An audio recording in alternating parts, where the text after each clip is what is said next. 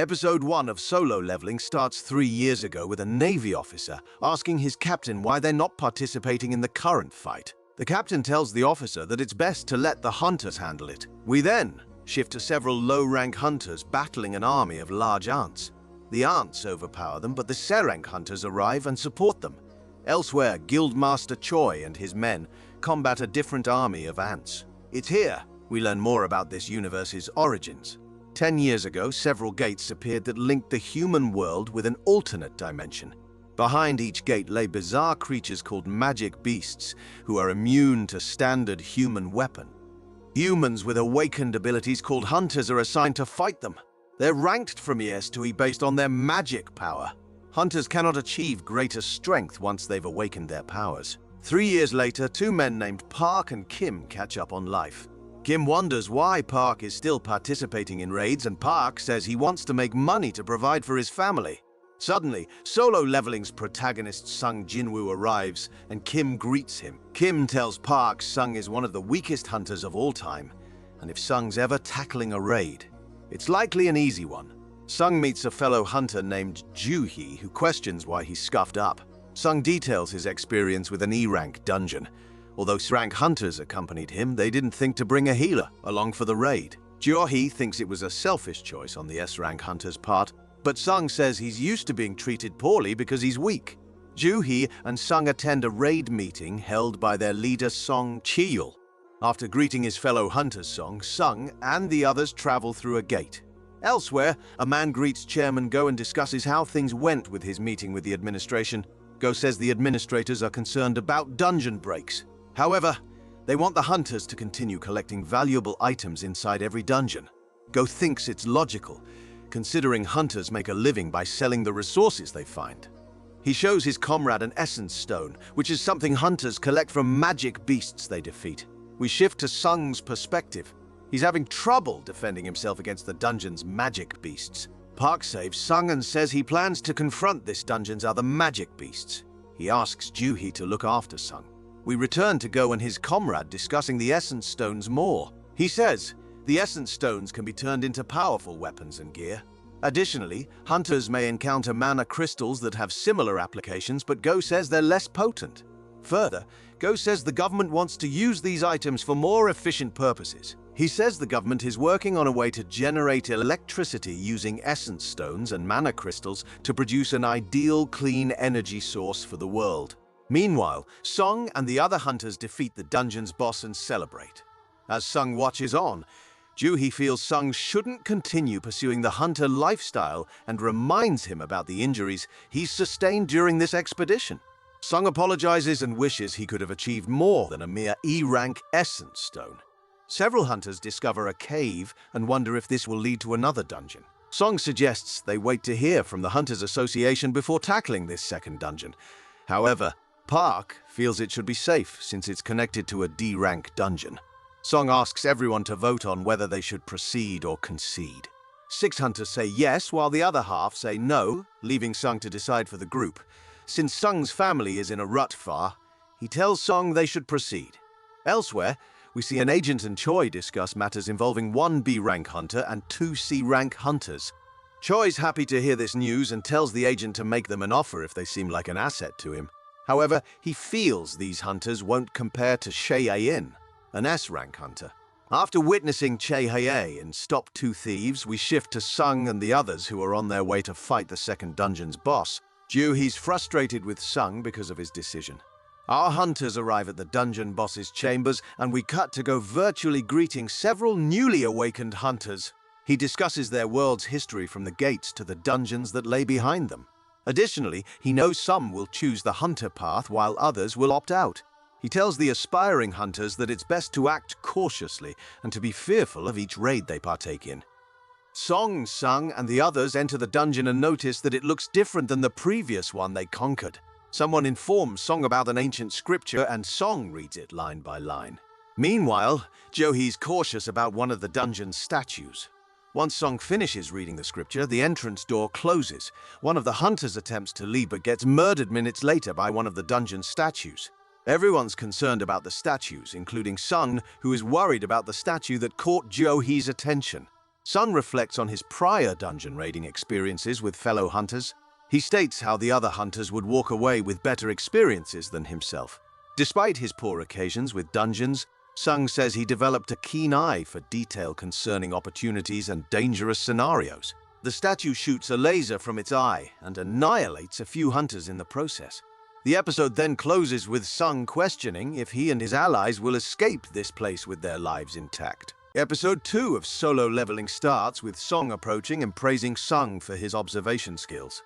Song asks Sung to tend to his wound because he knows Ju-hee doesn't handle intense scenarios well. Song reflects on his experiences with B-rank dungeons and believes the giant statue that shot the laser beam is an A or S-rank level foe. Song recites the lines from the scripture he read in episode 1. Sung wonders if the god from its text happens to be the giant statue figure. We shift perspective to Sung's sister, Jaina. She discusses Sung's occupation with a classmate for a bit. We return to Sung and his allies in the second dungeon. Song tells everyone it'd be best to create a solid strategy. One party member disagrees and tries to rely on his speed feats to escape. Unfortunately, he perishes to the giant statue's laser beam attack. Sung questions the statue's murderous intentions. He asks Song to reiterate the ancient scripture's first commandment. Afterwards, Sung bows before the statue since the first commandment requires folks to revere God. The statue halts its attack, signaling to Sung that the statue is the god the scripture is referring to. Sung informs the others to do the same and they manage to escape death for now. Then, the god statue rises from its chair and approaches the hunters. Song asks Sung what they should do next. Sung remembers the second commandment's words about praising God. A male hunter approaches the god statue and prays to it. However, the god statue murders the individual. Sung believes it's because the gentleman's words don't apply to the god statue. The god statue murders a female hunter, causing our heroes to flee. Park tries running far away from the god statue, but gets murdered by one of the statue's allies. Sung notices a few statues with instruments nearby and tells the others to head toward them. Song and another ally head near these statues. These statues don't show murderous intent. However, Sung and Ju-hee flee to one statue. Sung leaves Ju-hee in its protection because he's unsure if this statue will protect them both. Before Sung perishes at the god statue's feet, he reaches a nearby instrument carrying statue in time, which saves his life. The god statue returns to its seat. Sung realizes this is the correct way to praise it. Ju-hee rushes over to Sung and realizes he's lost one of his legs. As Ju-hee heals Sung's wound, Kim scolds Song for his poor leadership and decision. Suddenly, the god statue causes the floor to rupture beneath our hunter's feet and summons an altar. Sung relays intel about altars and their history, in addition to the third commandment's wording about people needing to prove their faith in God. Kim tells Song that he should sacrifice himself. Song approaches the altar and Sung feels guilty about Song taking the fall for all this. Suddenly, flames start sprouting around the altar. Sung asks two hunters to take him to the altar so he can observe it. At the altar, Sung and Song discuss if it'd be a good idea to wait here for help to arrive. Sung informs the audience about the dungeon break phenomenon that occurs when a gate opens up all the way after 7 days pass. During this event, monsters can cross over to the real world. Additionally, he highlights why it's important for hunters to defeat a dungeon's boss and seal the gate up before the 7-day limit. Sung fears if they can't find a way to stop the god statue, it'll likely leave its dungeon and cause a ruckus in the real world. Sung asks Kim and Ju-hee to enter the altar's domain. Suddenly, several statues approach our hunters. Sung tells everyone to keep their eyes on the statues. A female hunter breaks from the pressure and flees somewhere. One of the hunters thinks she made it out, leaving Sung mildly confused and contemplating what's going on. Another hunter succumbs to pressure, drops Sung on the ground, and flees in the same direction the woman did. Kim attempts to flee next, but Sung tells him and the others to keep their eyes on the statue. He believes blue flames surrounding them act as a timer, and once they're extinguished, they'll be free to go. Kim praises Sung for his guidance but chooses to leave. Song tells Ju-hee to escape with Sung and leave him be. Ju-hee tries to leave but realizes she can't move her legs. Song wonders if it's because she used too much power during her attempt to heal Sung's wound. Sung tells Song to escape the place with Ju-hee.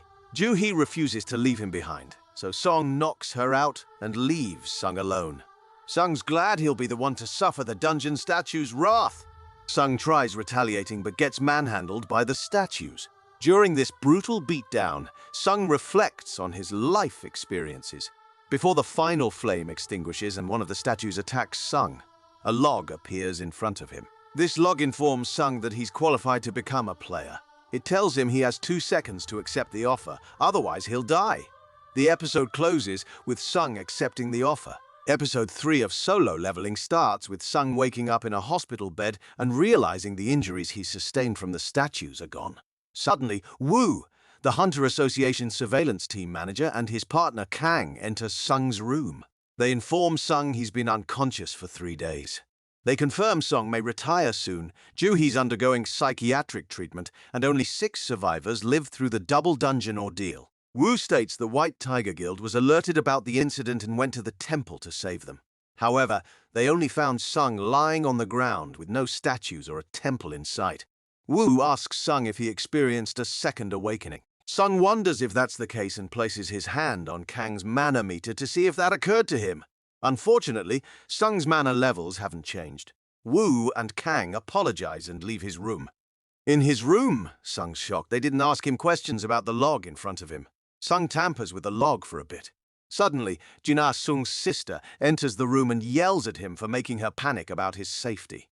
He realizes Jina can't see the log either and asks her questions concerning unread video game notifications and how to access them.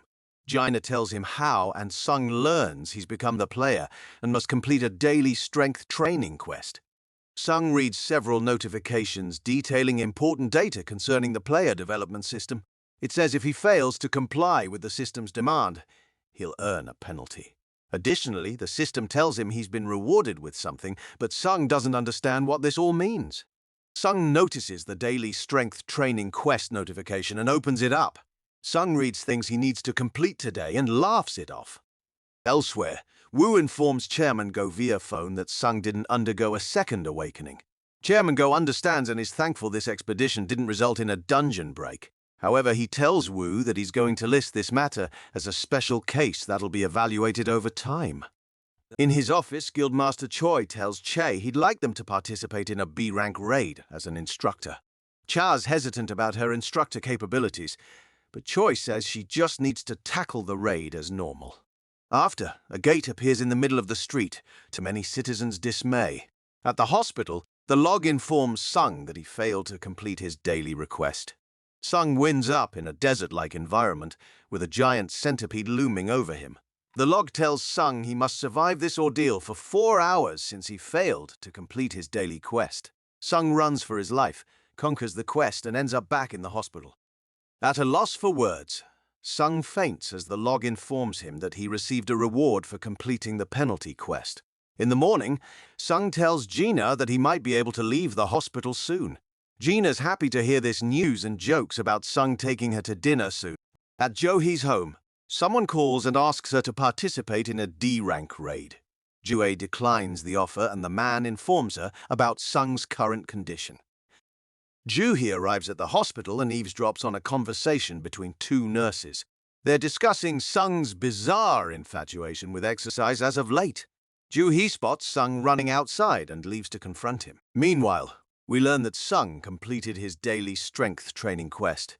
Additionally, Sung rambles about what he's learned about the player development system and the 3 types of rewards he receives for completing said quests. These rewards consist of full recovery, ability points, and a random loot box that often contains random items. Sung returns to his hospital room to see what's inside today's loot box. Sung receives a key that allows him to teleport to an instance dungeon. Sung questions what that is for a bit. After we receive a news report regarding several D-rank and C-rank gates appearing in the area, we cut to Sung visiting his mother's hospital room. We enter a flashback involving Sung, Jina, and their mother. In it, we learn Sung's mother's experiencing a disease called final rest, a type of eternal sleep disease that came into existence when the gates popped up. The doctor says it's a rare disease people can theoretically obtain if they continue to expose themselves to mana.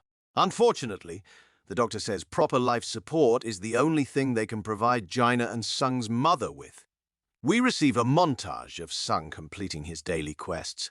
During this time, he ponders his previous experiences with former co-workers and hunters.